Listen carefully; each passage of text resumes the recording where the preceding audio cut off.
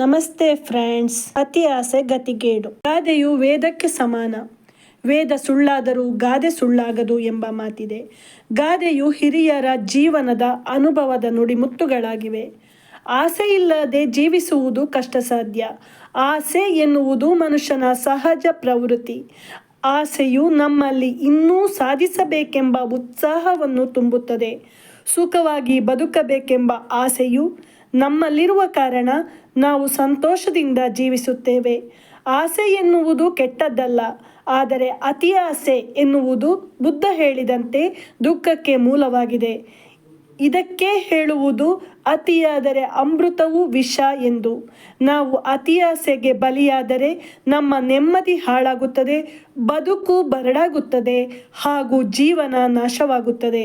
ಯಾವತ್ತೂ ಹಾಸಿಗೆ ಇದ್ದಷ್ಟೇ ಕಾಲು ಚಾಚಬೇಕು. ತನ್ನ ಸಾಮರ್ಥ್ಯದ ಬಗ್ಗೆ ಅರಿವಿರಬೇಕು. ಅತಿಯಾಸೆಯಿಂದ ಕೆಡುಕು ಉಂಟಾಗುತ್ತದೆ. ಕೈಗೆಟುಕುವ ವಸ್ತುಗಳಿಗೆ ಮಾತ್ರ ಆಸೆ ಪಡಬೇಕು. ತನ್ನದಲ್ಲದ ಹಾಗೂ ತನಗೆ ಕೊಂಡುಕೊಳ್ಳಲು ಸಾಧ್ಯವಿಲ್ಲದ ವಸ್ತುಗಳಿಗೆ ಆಸೆ ಪಡಬಾರದು. ಸುಖ ಹಾಗೂ ದುಃಖ ನಾಣ್ಯದ ಎರಡು ಮುಖಗಳು. ಇವೆರಡಕ್ಕೂ ನಮ್ಮಲ್ಲಿ ತುಂಬಿರುವ ಆಸೆಗಳೇ ಕಾರಣವಾಗಿದೆ. ಅತಿ ಆಸೆಯಿಂದ ಅದೆಷ್ಟೋ ಜನರ ಜೀವನ ಹಾಳಾಗಿದೆ. ವಿವೇಚನೆಯಿಂದ ನಮ್ಮ ಆಸೆಗಳನ್ನು ಪೂರೈಸಿದರೆ ಮಾತ್ರ ಸುಖವಾಗಿರಬಹುದು.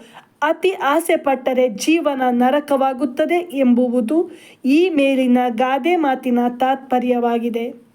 ಧನ್ಯವಾದಗಳು.